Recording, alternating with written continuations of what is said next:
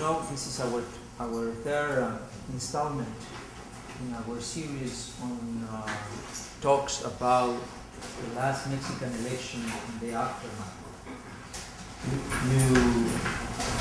You were able to see and hear a different position. Now we have a different position. We are very happy to host a lecture by Professor François Prud'homme from the Colegio de Mexico.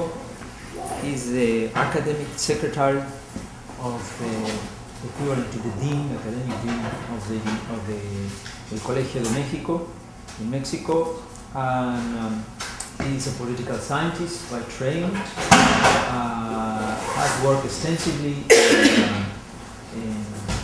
in topics dealing with electoral policies, parties, and recently has edited and published 2 volumes together with one with Guy Hermet and Al Casanquil on La Gouvernance, and one edited with the same Hermet and Soledad Loesa, del populismo de los antiguos al populismo de los modernos.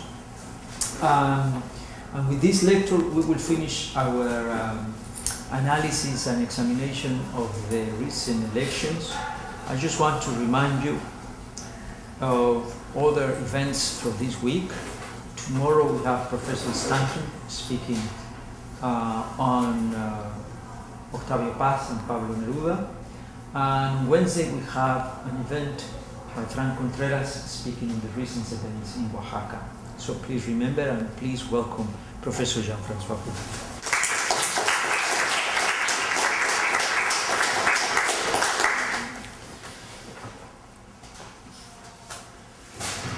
Yes, thank you, Mauricio. It's a pleasure for me to be here at the CATS Center and to have the opportunity to share my reflections on the Mexican presidential elections with you. Basically, I decided to start my presentation going back a few months ago. 4 weeks before the July 2nd election, I started a presentation on this topic with the following introduction. So, a few years ago, I was saying at the time, I would have started this brief talk on Mexican elections stressing one of the following elements. First, the possibility of fair, reliable, and transparent elections. And second, the odds of a pre-defeat and thereof of taking turns in office following the elections. At that time, at the beginning of June 2006, I was saying that times have changed and I'm forced to be much more cautious in my approach to the 2006 electoral process in Mexico. Today, I was saying at the time, for the first time, these elections are considered as normal democratic elections with all the advantages and disadvantages that those elections have. Well, I was partly wrong. So tonight, in trying to explain why I was wrong, I will address 3 issues in this presentation. So I will first give an assessment of the electoral campaign. Then I will talk briefly about the post-electoral conflict, and I will finish with a few reflections on the prospects for governability in the Mexican political system. As you all know, what was at stake in the election, the last election, was first the presidency. It's a 6 years mandate. The Congress, there are 500 seats in the Chamber of Deputies. 300 of them are plurality seats. 200 of them are proportional seats. The mandate of the legislature is a 3 years mandate. And then also, there was an election for the Senate. There are 128 seats in the Senate, It's a 6 years mandate. Half of the senators are elected by plurality system, 32 of them are elected by a proportional system, and 32 of them are elected as representing the first minority in each of the 32 states of Mexico. There was also an election for the head of government of the federal district and for the legislative assembly of the federal district, and then a few governorships, some local legislatures, and also city governments. Okay, who were the contenders in the election? Well, the first contender was Andrés Manuel López Obrador. As you know, he was the candidate for the Coalición por el Bien de Todos. That coalition included the PRD, Andrés Manuel López Obrador own political party, the small political party called Convergencia Democrática, and another small political party called Partido del Trabajo. Basically, the political orientation of that Coalición por el Bien de Todos can be defined in a nutshell as a center-left political platform. The coalition was built around the personality of Andrés Manuel López Obrador, so we can say that it was a coalition organized around one individual, and that his individual political discourse appealed basically to a strongly rooted populist culture in Mexican politics. The other coalition was the Alianza por México. It was composed of the PRI and the Partido Verde Ecológico Mexicano. The candidate was Roberto Madrazo, and basically we can define its political orientation as a center pragmatic. And also the Partido Acción Nacional was competing in the election. The candidate was Felipe Calderón. The political orientation can be defined as center-right, and as you all know, it is still the governing party in Mexico. And finally, there were two new small political parties that were competing: the Alianza Socialdemócrata y Campesina. Its candidate was Patricia Mercado, and that political party can be defined as a center-left political party with a strong emphasis on civil rights issues. In a certain way, we could say that it was a more modern leftist option if we compare it with the Coalición por el Bien de Todos. And finally, there was another small political party called Partido Nueva Alianza. Its candidate was Roberto Campa, an ex-member of the PRI, and curiously, its political orientation was liberal in the traditional political sense of the word, but I guess that its most salient feature was its close relationship with the teachers' union in Mexico, the CENTE. What were the issues of the campaign? Well, basically, everybody, well, as you know, those campaigns, presidential campaigns in Mexico are very, very long. Officially, they last a little bit more than 5 months and a half. It's very hard to sustain the interest of the electorate during those 5 months and a half. They tend to be also very costly. But I guess that during this election, this campaign, there are 3 elements that should be noted. First, as in many democratic countries, there was not much importance given to the debate of public policies. So basically, the candidates were not discussing topics closely associated to public policies.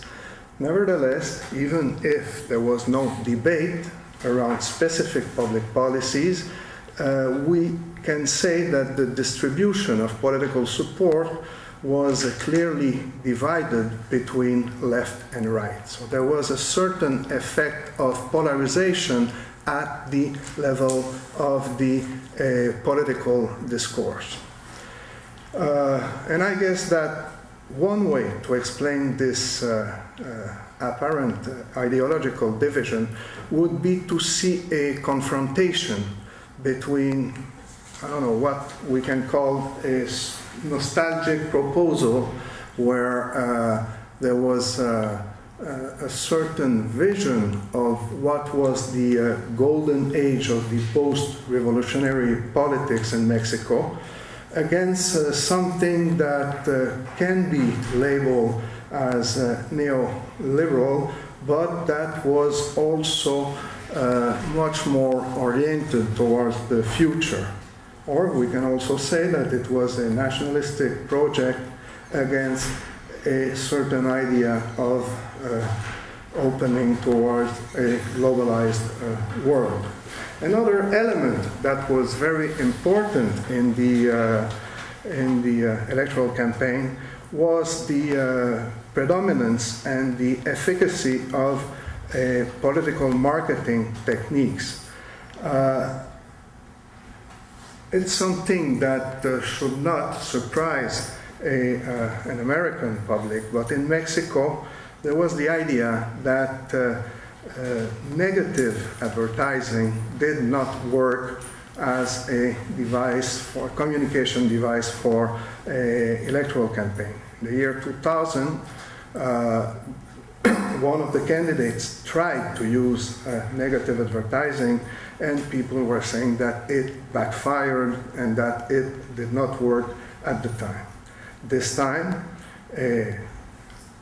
Felipe Calderón first, and then Andrés Manuel López Obrador used the negative advertising, and it seems that it was very efficient. It was so efficient that it became one of the reasons why it seems that it became one of the reasons why after the election there was a ground for polarization between the two main political forces.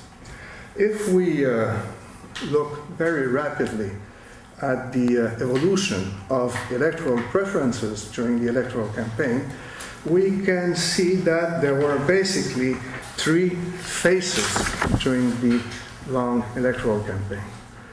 So the first phase would be from January to more or less to the end, until the end of the month of April.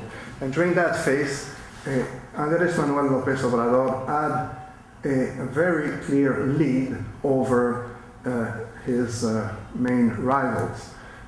He sustained in a consistent way a 10 points lead over the other candidates.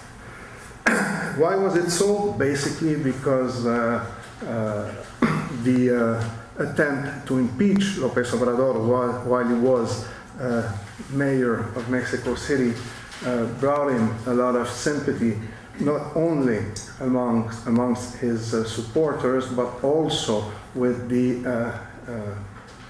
large segment of independent voters. At the same time, Felipe Calderón, who was the candidate from the PAN, had a very low level of recognition in the electorate. Felipe Calderón was not the favorite in the nomination process of the Partido Acción Nacional, and even if he was known to the people with a more developed political culture, he was not known to the public in general. And then the three had problems at a problem that became persistent during the whole electoral campaign. And those problems had to do basically with two things. First, there was a problem of cohesion and political conflicts within the PRI, and also Roberto Madrazo had a very serious problem of public image. Roberto Madrazo was not able to attract the favors or the preferences of the independent voters. So that would be for the first phase of the election, of the campaign, up until the month of April. Then in the second phase, what we saw was a combination of factors that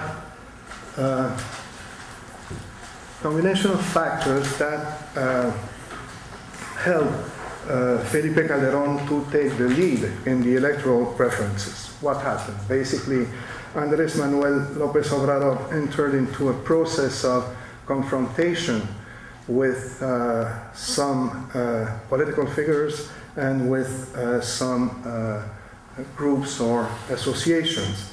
The fact that he entered into a confrontation with those groups did not really, in itself, did not affect his image, but if you combine it with the negative political advertising that was aired by the Felipe Calderón's campaign at that time, it helped to affect the image of Andrés Manuel López Obrador. And the other important factor was that Andrés Manuel López Obrador had a strategic or tactic mistake when he decided not to participate in the first public debate amongst the candidates. Felipe Calderón, at the same time, as I was saying, used a clever deployment of negative propaganda against López Obrador on the one hand, and on the other hand, decided to reorient his political campaign, electoral campaign, in order to present a much more, attractive image. And in the case of Madrazo, the problems of the internal conflicts within the PRI remained, and that's when Madrazo started to lag behind the other candidates. And I would say that the third phase of the electoral campaign, which starts in June, shows a tie between Andrés Manuel López Obrador and Felipe Calderón. And basically, what we saw at that time was that the electoral confrontation was mainly between López Obrador and Calderón. After the first debate, López Obrador decided to reorganize his electoral strategy. He decided to use more and more the media in order to improve his image. And he also started to, after the second debate, to use negative propaganda to counteract the efforts of Calderón's spinning efforts after the second debate.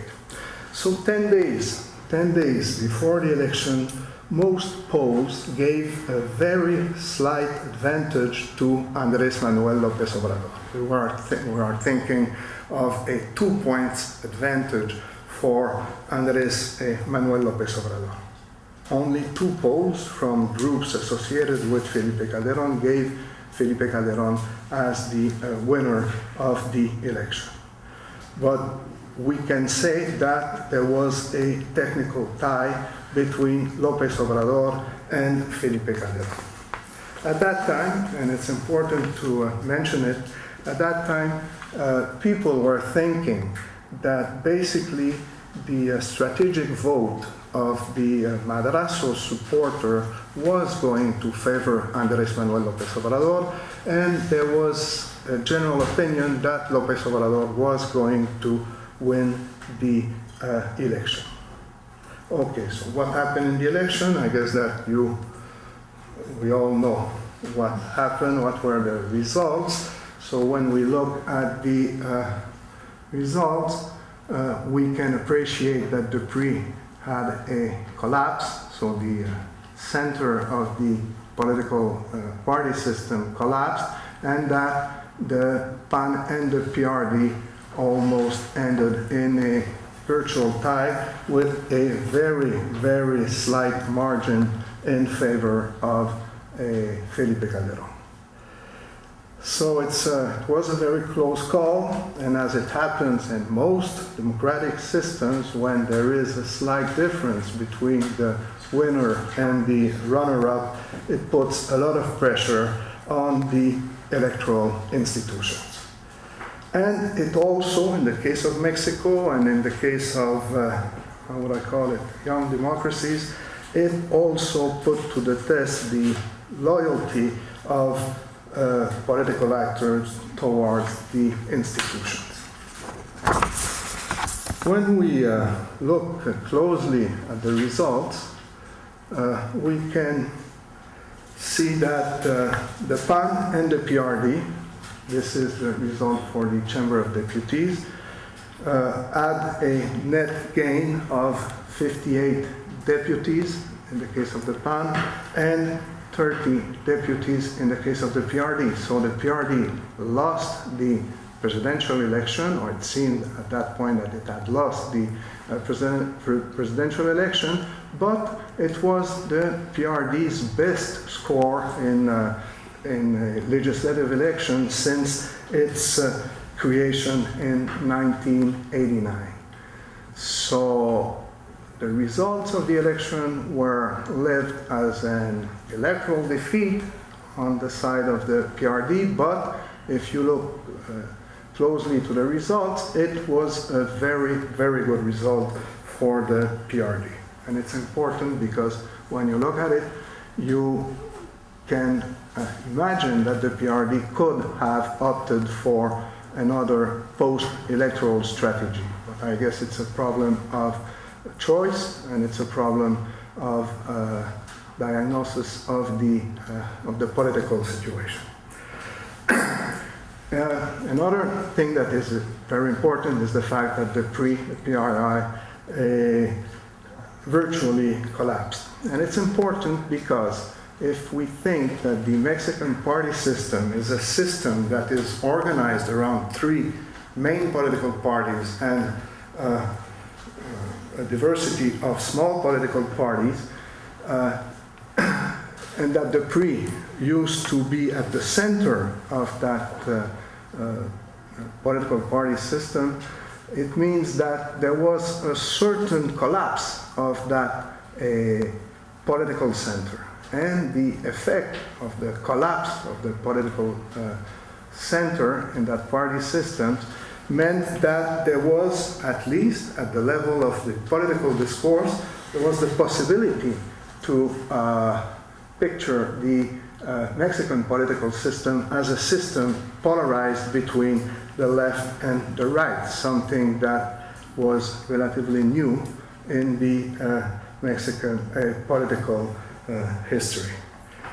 So basically what we have is a party system, parties that are represented in the Chamber of Deputies organized around the PAN and the PRD, with the PRI with a smaller delegation, and with also the presence of 5 small political parties.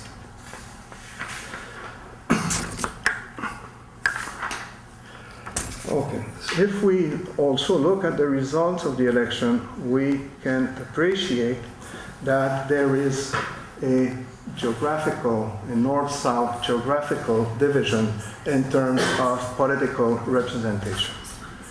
Basically, people have said after the election that there was a Mexico from the north and a Mexico from the south. So the wealthiest Mexico was dominated by the PAN, and the poorest Mexico of the south was basically dominated by the PRD. There is a part of truth in that affirmation, but at the same time, if we look more closely, state by state, we can see that this is Baja California Sur, Zacatecas, and Michoacán, we can appreciate that it's not exactly true. And if we analyze more in detail the results of the election, we can come to the conclusion that the distribution of the vote is much more geographically widespread than it looks like at first sight. Okay, what is the profile of the voters of the three main candidates? We do not have much information yet on the profile of the voters, but if we analyze the exit polls, we can see that Felipe Calderón received more support from women than men, that people who were worrying about the issue of insecurity more than people who were worrying about unemployment voted in favor of Felipe Calderón, and that's the important data, that 9 out of 10 people who approve President Fox's administration voted in favor of Felipe Calderón. Otherwise, the profile of the people who voted for Calderón is, according to this exit poll, is not very different from the profile of the people who voted in favor of Andrés Manuel López Obrador. López Obrador received support mostly from men.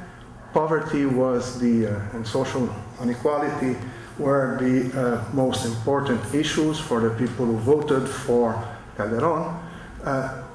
4 out of 10 people who approved President Fox's administration voted for López Obrador, and the other important thing is that until the end, López Obrador managed to maintain a stronger support from the independent voters, the people who do not identify with any political parties. And then we can look at Roberto Madrazo. Roberto Madrazo voters were mostly women. They had the lowest levels of literacy and income. 5 out of 10 of those people approved President Fox's administration, and he was the one who managed to gather less support from independent voters. So what would be the conclusion of the results, or what? First, that Mexico, that the election still produced, once again, a divided government, that there is a prospect for a pan-PRI legislative coalition, and also that there is a party or a block of parties, the Frente Amplio Progresista, which are flirting with anti-system strategies. I'll come back on those conclusions at the end of my presentation. Okay, now we can go to the second issue that I wanted to address. And basically, the question I'm asking myself is how an apparently normal situation turned into a post-electoral conflict. And I'm trying to answer or to explain why I was partly wrong, as most political observers at the beginning of the month of June. So, okay, so it all started very well. So on July the 2nd, there was a relatively high turnout, 58.5% of the electorate. There were very few complaints on the electoral day, maybe with the exception of the traditional complaint regarding the lack of ballots in the special polling stations, the polling stations for the people who are not voting in their districts, but this happens in all Mexican elections. And according to the campaign's headquarters and to the foreign and national electoral observers, at the end of the day, everybody was saying that it had been an exemplary voting day. So when did it start to go wrong? Around 10 o'clock that night. So basically, what happened on the night of July the 2nd? First, the Electoral Authority, the IFE, which organizes since the year 2000 a rapid count to announce the electoral results before the electoral results, which are the official electoral results, which are programmed to take place 3 days after. The Electoral Authority informed that the race was too close to call. So the Electoral Authority had stated before that if there was a difference inferior to 1% between the winner and the runner-up, it was not going to announce the results of the rapid count.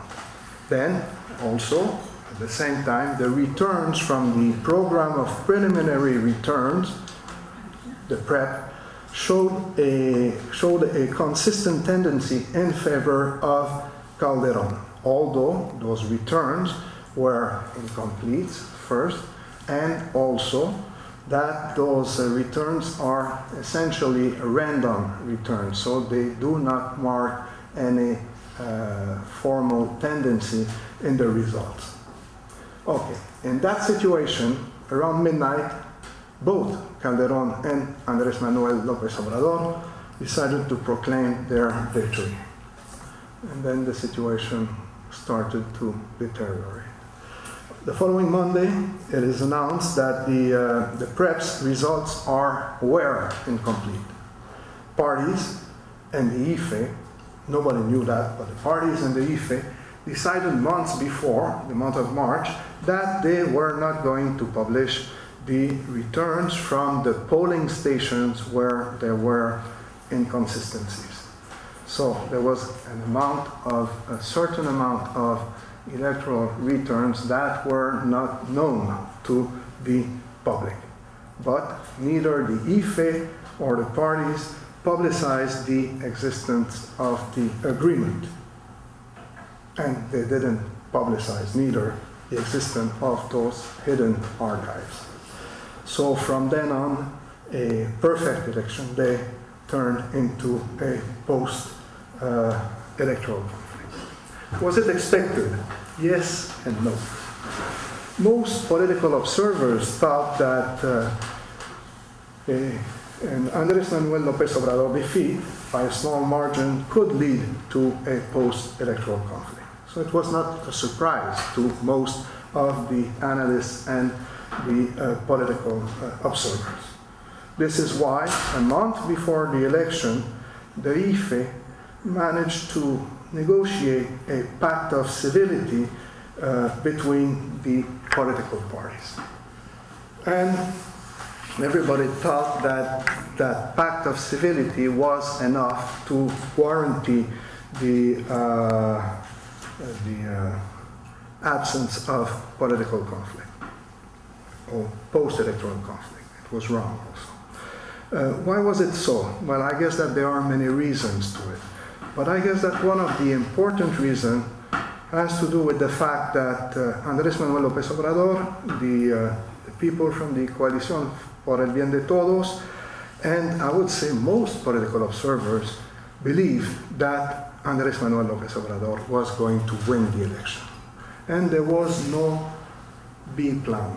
I think that Andrés Manuel López Obrador and the people in his campaign headquarters thought that he was going to win the election, and they did not think about what to do in case that he was not going to win the election. So, 3 days after, there was the official count of the votes. In fact, it's not the official count of the vote, it's the official validation of the votes that have been counted on the night of the election. There is a possibility of a recount, but the recount is allowed strictly on, how would I call them, arithmetical basis, in case that there are discrepancies between the number of ballots and the number of votes that have been counted. Then there is a possibility to have a recount, and in fact, at that time, 2,500 ballot boxes were counted again in that process. And that gave the result with the difference of 244,934 votes in favor of Felipe Calderón. Under the Mexican law, all parties have 4 days to contest the results before the electoral tribunal. And then the electoral tribunal makes a final decision. Okay, so what was basically the PRD strategy at that time? I would say that there was a twofold contestation strategy. One that was legal, and the other one was a political strategy of contestation of the results. The legal strategy was based on 2 things. First one, there were 2 ways to the legal strategy. The first way was the arithmetical way. So basically it had to do with the recount of the votes. So the PRD asked or contested the result in more than half of the polling stations, around 70,000, on electoral legal ground. In the end, those 70,000 amounted to, number figures not here, but to 46,000 polling stations where there was a legal documentation to support the contestation of the PRD. At the same time, the PRD was saying that because there were no fair, equal, and transparent general conditions for the realization of the election, that for those reasons, they were also asking for a general recount of the election, casilla por casilla, voto por voto. The tribunal, in a first decision, agreed upon a recount of more or less 12,000 polling stations, the returns from 12,000 polling stations, which amounts to 9% of the polling stations, but rejected the possibility of a general recount. And then the PRD was also pursuing a contestation on the base of ethical arguments. So basically they were saying that the unfairness of the election could lead to their nullification. Okay. But the PRD decided, as you all know, not only to follow the legal strategy, but it also followed a political strategy. And the political strategy was based essentially on post-electoral mobilization. Was voto por voto, casilla por casilla, the blockade of Reforma and the Zócalo, and basically the use of what we can call in political science an anti-system strategy. I guess that what was at stake there, and the PRD was looking or wanted the members of the tribunal to take a decision not only on legal grounds, but also on political ground. The idea was that there would be problems of governability in Mexico, that the election was not as fair as people would have expected, and they wanted the judges, the 7 judges, to make basically a political decision. And from the decisions that were taken by the judges, we can say that the judges decided that the decision was going to be a legal decision. It was going to be based only and strictly on legal arguments. Good, so what happened? So the tribunal resolved that there were no legal grounds to nullify the election and that the partial recount did not affect seriously the general results. More or less, there were something like 264,000 votes that were nullified in the recount, but it was not enough to change the overall results. Tribunal also decided to reprimand President Fox because he made some out-of-place comments in order to favor his party candidate during the election. I guess that if we compare it with what happens normally in an American election, the President Fox's interventions were very, very, very mild and not very direct, because basically what he said was he did not support directly his party candidate, but he said that he expressed a lot of criticism against populism during the electoral campaign, and he said at one point that sometimes it's good to change the jockey, but not to change the horse. So that was basically why he was reprimanded. And then also there was a business association that aired some negative advertisement against López Obrador, but then again it was not very clear, because even though they were not allowed to do it, there were no legal sanctions for that type of intervention. So then the PRD and Andrés Manuel López Obrador decided to continue their mobilization. They decided not to concede the election to Calderón and to create a parallel government. Okay. So I'll skip a few figures. So what are the conclusions that we can express against that after that situation? Well, I guess that this whole situation is not very encouraging for the electoral institutions in Mexico. The general opinion before the election, that was also my opinion, was that the Mexican electoral institutions were very solid, sound, and that the problems of electoral governance belong to the past. And generally, the electoral reform agenda seemed oriented more towards flexibility and cost reduction than towards trust building. That phase of trust building that had been the main issue in the whole electoral reform process in Mexico seemed to belong to the past. And it seems that it is not so.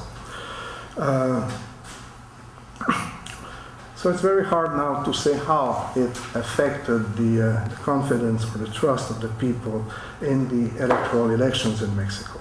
It depends on the polls. Some polls are saying that still 50% of the Mexican electorate thought that there were irregularities or fraud in the last election. The other 50% thinks differently. According to other polls, the proportion of the people who think that there were irregularities in the last election is around 20%, but anyway, it's not, there is still an important segment of the population who do not trust the electoral authorities. The problem is that what can be the alternative to the actual model of electoral governance? I don't see any. Frankly, I don't see any. The model is based on incremental institution building. Throughout the 90s, there were a series of electoral reform that basically were aimed at building trust between the main political parties and between the electorate and the electoral institutions. That model is based fundamentally on citizens' participation at two levels. More than 900,000 people participated in the organization of the election day. Citizen participation also through the nomination of citizens to the General Council of IFE. Those are the people who take the main decisions regarding the organization and supervision of the or surveillance of the elections. It is also based on the participation of a huge number of professional civil servants. The political parties are a very important actor in the process because basically the legislation, the electoral legislation depends on the political parties. The parties are the one who agree upon the designation of the members of the General Council of the IFE, and they participate in all of the different phases of the organization of the elections. And maybe I should add that there is a fourth element, which is the judicial branch through the electoral tribunal. And what did we find out after the election? Well, we found out that the citizens were not perfect. First, there were problems of communication or problems of handling the situation on the part of the members of the General Council of the IFE. Then we realized that the 900,000 citizens who participated in the organization of the election were normal and ordinary Mexican citizens. It means that there were people with an average of a second year of high school. Those people maybe were not very skilled at, I don't know, in mathematics and so on and so forth. So there were also mistakes in the organization of the electoral day. The professional civil servants were not as efficient as people were thinking. The political parties were very, very untrustable partner for the people at IFE because they showed no loyalty to the institution. Basically, the episode of the program of electoral returns showed that even if the parties already knew about the agreement with the authorities of IFE, they decided not to talk about the agreement. So on the day of the election, so this is why Felipe Calderón decided to say that the tendencies or the trends were benefiting him level of the PREP, and this is also why López Obrador decided to say that there were 1,500,000 votes that had been lost, whereas both knew where those results were and they knew about the agreement. So it's a model that is not perfect, but I don't see any alternative model to that model. So what conclusion can be drafted from this post-electoral conflict? First, I think that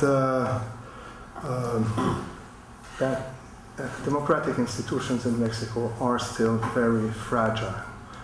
I was reading today that in a poll, 76% of the Mexicans were saying that they believed in democratic institutions, that they thought that it was the best system of government. But at the same time, what we can see is that in very difficult situations, the main political actors are not always very loyal to the democratic institutions. And we can see that those democratic institutions are very, very fragile. For example, when we think in terms of what went wrong in the election, for example, it seems that the use of negative advertising was something that contributed to create a climate of political polarization.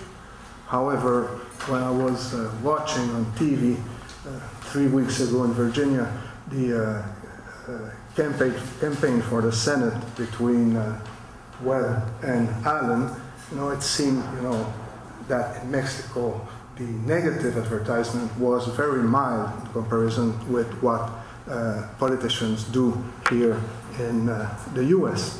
Same thing can be said about the support that the president gave to his party's candidate. In the end, it was a certain type of support, but it was not what I would call a very overt support to the PAN candidate. So basically, it is a situation that has to be perfect. It has to be perfect, otherwise there are possibilities that some actors decide not to acknowledge the results of the election. Then there is the problem of the political parties. The whole model of electoral governance in Mexico, in the end, is still based on the political parties. It depends if the political parties can agree upon the possibility of reforming the electoral law. It depends if the political party can be in a certain way loyal to the political institutions. And I think that the political parties have problems with those two elements. What is predominating is more the competition between the political parties. So there is still an horizontal among political parties and vertical institutions and the citizenship problem of political distrust in the Mexican political system. And then I would say that there is also, what we saw is that there is still a difficulty to internalize democratic values. And I'm saying so not just in terms of what people think are democratic values, but more in terms of internalizing strategies that allow for the strengthening of the democratic institutional rules of the game. I think that the political parties still think, or the political class in general, still think in terms of short-term strategies, veto and short-term strategies. It's very hard for them to think in terms of middle or long-term strategies. So finally, we have the impression that those political forces are, it's very easy for them to use their veto powers, but it's very hard for them to think in terms of strategies that would strengthen democracy. The third aspect that I wanted to touch, I will do it very briefly. So what are the prospects for the future of the Mexican political system? Well, first, if we look at the actors, the parties, okay, first, maybe it is important. It's going to depend a lot on what the people in the PRD are going to do in the next months. As you may know, the PRD and the other two parties who compose the Coalición por el Bien de Todos created a few weeks ago, a Frente Amplio Progresista. So the idea is to maintain the electoral coalition with the PRD's partners in order to have a common legislative strategy over the next 3 years. I don't know really what is going to happen with that Frente Amplio Progresista. Up until now, it has been able to maintain itself, even though some of the parties have shown differences with the PRD. Then, within the PRD, there is a very strong tension, or there are tensions between the strategies of cooperation and what I would call strategy anti-system strategies. So this past weekend, there was a National Council of the PRD. It was the first time that together the party was analyzing the results of the election and trying to define its strategy for the future. And basically what we have seen is that there were tensions between different sectors within the party, but that what I would call the anti-system strategy still dominated the National Council of the PRD. And basically it means that the PRD decided that they were still going to support Andrés Manuel López Obrador's strategy of social mobilization. And I guess that in the 10 days between November the 20th, when the López Obrador legitimate inauguration is going to take place in the Zócalo of Mexico City, and December 1st, when Felipe Calderón's inauguration is going to take place, I think that it will be very important to see what's going to happen during those 10 days in order to see what will be the strategic course of the PRD in the future. And then the PRD has another problem, which has to do with a problem that was theoretically addressed by Max Weber many years ago, and that's the problem of the routinization of charisma. What will the PRD do with Andrés Manuel López Obrador? Because basically Andrés Manuel López Obrador power within the PRD has all the features of the charismatic power as defined by the German sociologist. In spite of the electoral defeat for the governor elections in Tabasco, which is Andrés Manuel López Obrador regional stronghold, as I was saying, this past weekend, the National Council of the PRD decided that it reiterated its support for Andrés Manuel López Obrador, even though I suspect that there is going to be more and more tensions between the people who favor what I would call a mobilization or anti-system strategy and the people who favor a more institutional strategy. To that, I guess that we have to add the problem in Oaxaca, where the PRD tried to keep a very healthy distance from the APO and the social protest groups in Oaxaca. But lately, what we have seen is that there is a certain convergence between the PRD and the APO. So all that is going to be important in the strategical definitions of the PRD in the next weeks and in the next months. The case of the PRI, very briefly, it is still divided with, it is a party that is still divided, that has not found a way to replace the principle of authority that that was represented by the President of the Republic. They will renew their leadership at the beginning of next year, and I guess that what is going to happen within the PRI, or who's going to be the new leader of the PRI and the way they will renew their leadership will tell us a lot about how the PRI is going to behave in the next future. Finally, I've been talking a lot, the issue of governability or government. Well, I think that again, what we will see in the next 6 years is a situation of divided government where many actors have a strong veto power.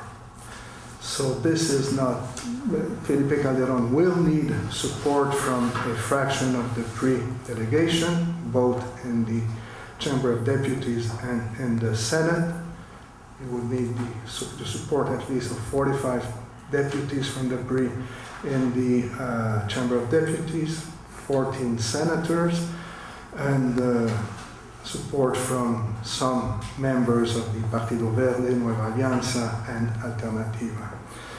But I think it's going to be very difficult for Felipe Calderón, even though his strategy is much more parliamentarian than Vicente Fox's strategy, even though he has a more low-profile strategy than Vicente Fox, even though if he knows better the Mexican political institutions, I think that he will have problems, basically because he faces a block of parties that will be flirting with anti-system strategy.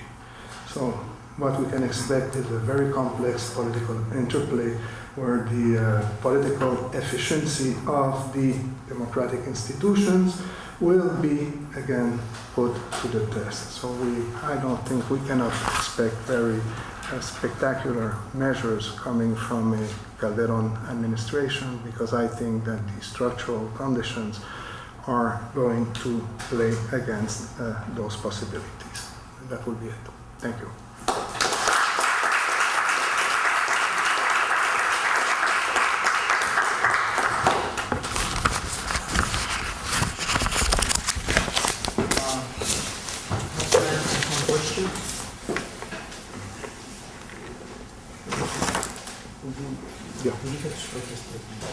Okay.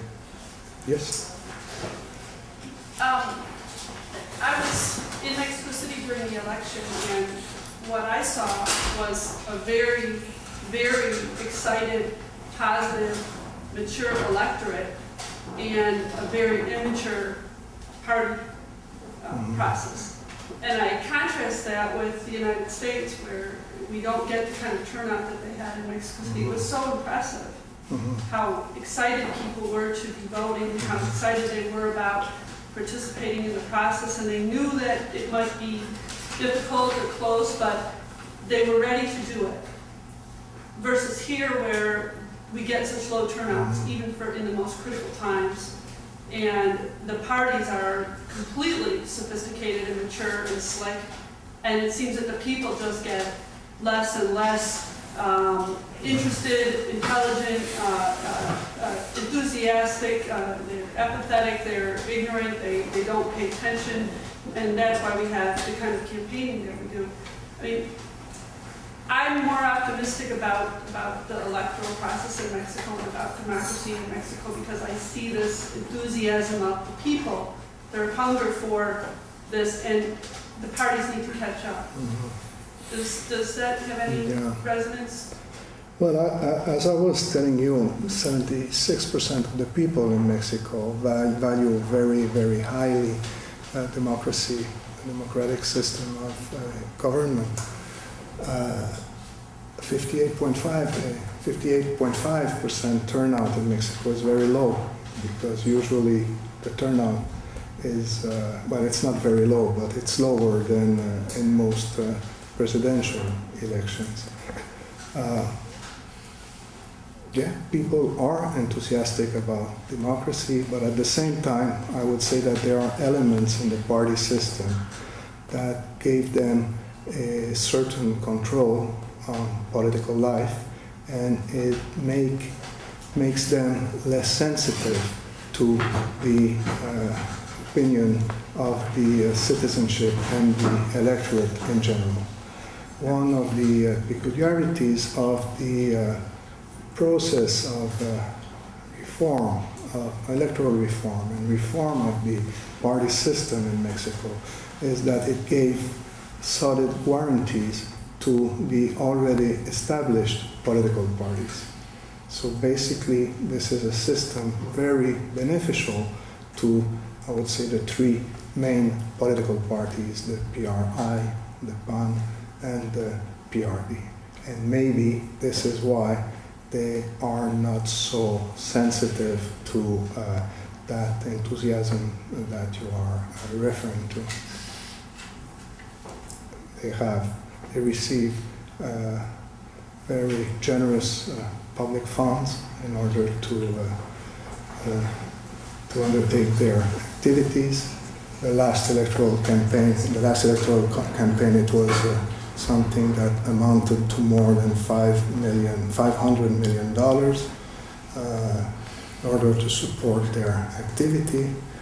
Every year they receive almost half of it to undertake their ordinary activities. It's very hard for new political parties. Basically, the new political parties, like this time there were 2 new political parties that got 2% of the vote, but it's very hard for the new political parties to grow unless they go into coalition with the established political parties. So maybe if there would be some type of flexibilization of the party system, it would force the political parties to be more sensitive to the citizens' demands. Also, I guess that the fact that there is no consecutive re-election in Mexico also tends to strengthen the political parties and to weaken the individual politicians. So maybe if there was a change to that constitutional provision, that would help to have more sensitive political parties. Yes? It is not really the concern about the kind of left that we have in Mexico. Left that is more close to a populist discourse instead of a more modern approach. Yeah.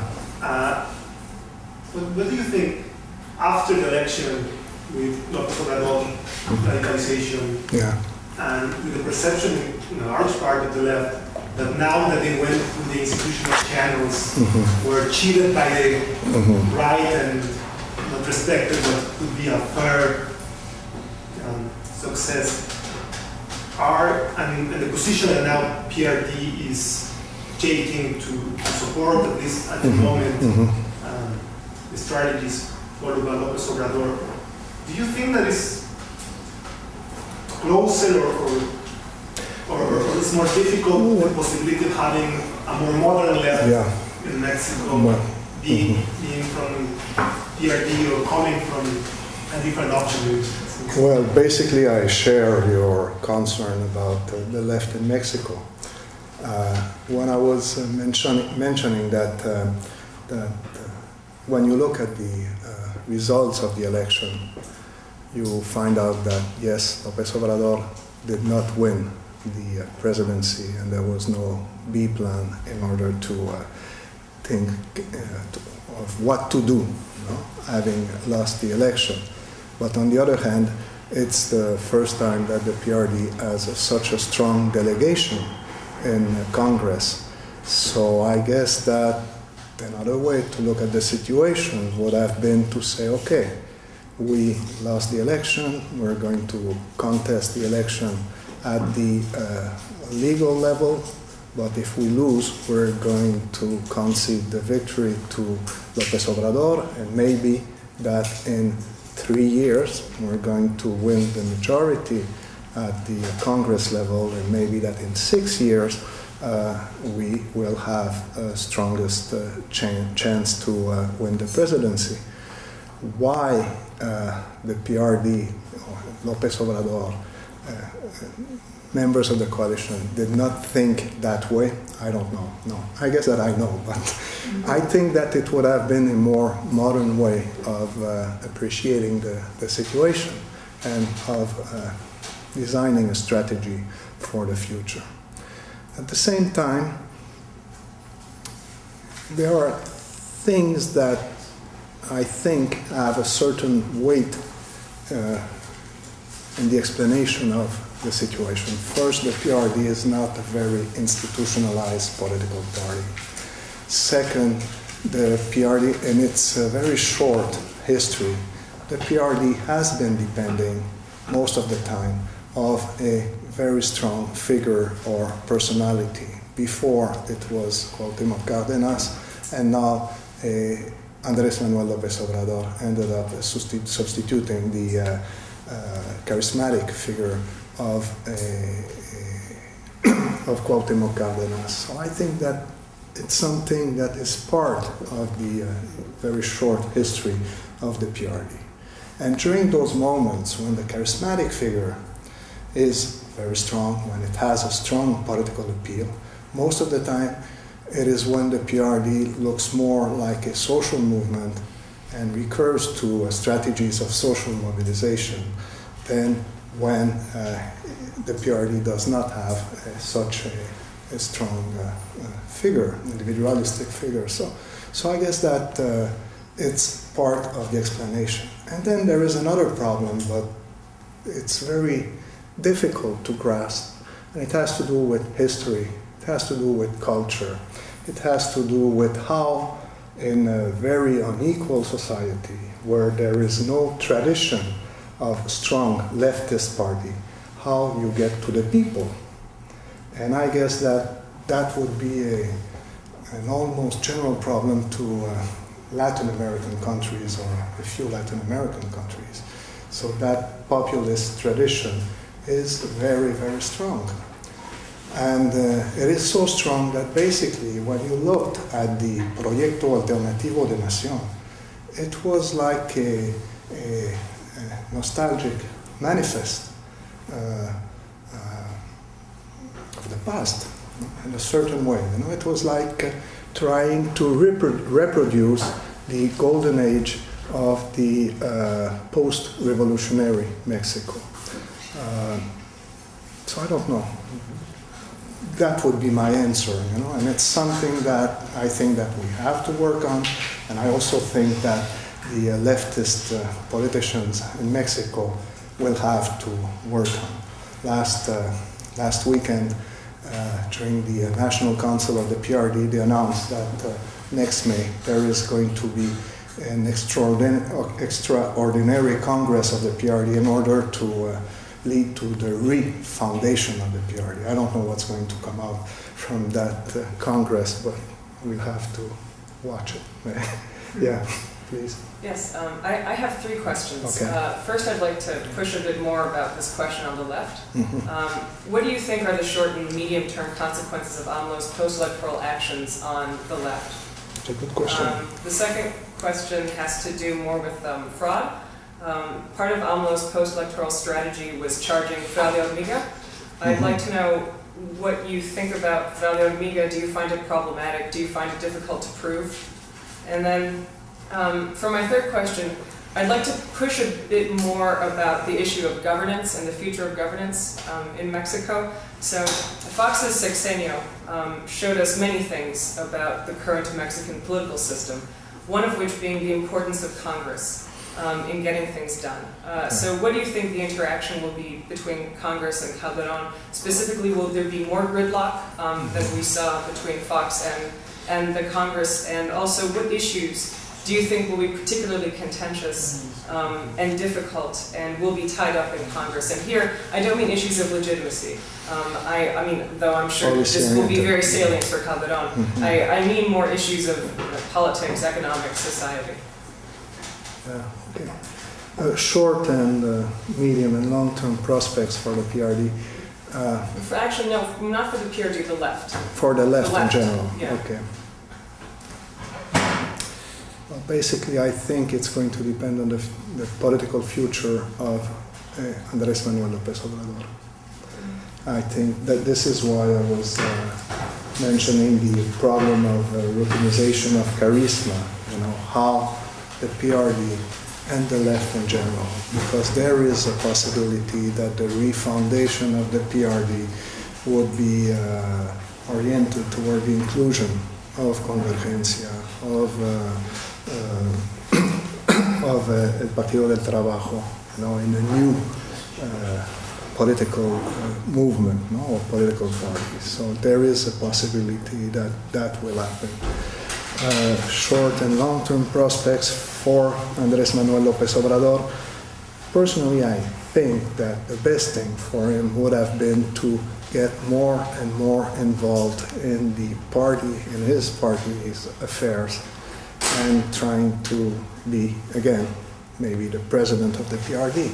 But I think that this is not the type of situation he is comfortable with.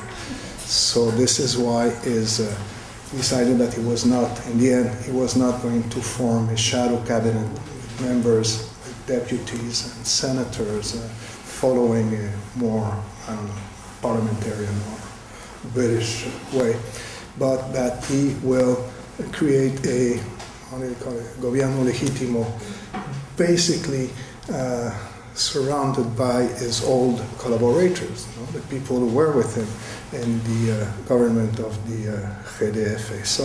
So I think that he has problems seeing his future within a formal organization, you know. And as long as that will happen, it's going to be very difficult for the PRD, and I think that there are going to be a lot of tensions. Regarding the actual political situation, for example, we have seen in Tabasco, where Andrés Manuel López Obrador has been campaigning during the last 3 weeks of the campaign, that I would say that in general, people did not approve of his post-electoral strategy. And I think that it was important in the loss of the defeat of his candidate in Tabasco. But on the other hand, and that's the problem, if the government is not able to solve the problem in Oaxaca, and as long as there is going to be a social mobilization in Oaxaca, there is going to be a temptation on the part of the PRD to assume its role as a social movement, and then López Obrador will have an important role to play. Fraude hormiga, it's very difficult. It is so difficult, you know. You know, the only way, I wouldn't say that it was a perfect election. I think that there were many, many mistakes. The system is complicated. The people, well, they are trained, you know, they have 3 hours training in order to participate in the organization of the election. So I can understand that they make mistakes, and a lot of mistakes. Okay. Maybe people could say that the teachers' union had a role to play in that fraude hormiga. But even that way, you would need someone very, very intelligent in order to organize, you know, that fraude hormiga in the 131,000 polling stations in Mexico. So I don't really think that there was a fraude hormiga. What I do think, however, is that there are a lot of imperfections in the Mexican electoral law, that maybe the conditions of the election were not the best, but then again, I think that all political parties have a responsibility in that situation. You know that between the year 2000 and 2005, there were something like 40, I don't remember exactly, 41 or 42 initiatives that were presented in the Congress in order to reform the electoral law. Those initiatives came from the executive, the different political parties, and so on and so forth. During every period of what they call ordinary period of sessions of the legislature, the last 2 legislatures, people were thinking that there was going to be an extraordinary session in order to discuss the necessary reforms to the electoral law. And none of the political parties insisted on the urgency of those electoral laws. So I think that there is, all parties have a responsibility in the situation. Governance now. Governance. Okay. Calderon has a very different political profile than Vicente Fox. Calderon has been twice a member of Congress, a deputy, at the federal level. He's been once a member of the Legislative Assembly of the Federal District. He's been the general secretary of his political party at a time when there were a lot of negotiations between political parties in order basically to reform the electoral laws. And he was also the president of his political party when they approved the last reform to the electoral law in 1996. So it's a person who has a very different knowledge of the Mexican political system than Vicente Fox. He has not formulated or expressed public criticism to Vicente Fox, but in the last few months we have seen very clearly where his strategy would differ from Vicente Fox's strategy. He had said during the campaign that he believed, because he belongs also to the Christian Democrat wing of his political party, very close to, in his younger days, to Germany and to Chile, where, as you know, the Christian Democrats govern in coalition with other political parties. So he has expressed his will to form a kind of government of coalition. I say a kind of because it's not a parliamentary system, it's a presidential system. So he is very conscious of that. He is very conscious also that one of Fox's mistakes is that maybe Fox or his advisors thought that they were not in Mexico but in the US. And if you have a popular president, the president can use his popularity in order to influence the vote of the members of Congress. But this is not the way it works in Mexico. Calderon knows it very well, and he's been criticizing the way that Vicente Fox related to the Congress. Okay. This being said, the situation is very difficult. It's very, very difficult. So even if Calderon knows all that and knows very well how the political system works in Mexico, it's going to be very complicated. And the Oaxaca situation is a good example of how it can be very complicated. Because basically, if the PAN and the government try to maintain a certain level of cooperation with the PRI, it's going to make it very difficult. It's going to make the relation with the PRD more difficult. So it's a situation where I think it will be very difficult to reach an equilibrium between the political forces. I'm afraid with that, no, we have finished. Thank you very much, Professor.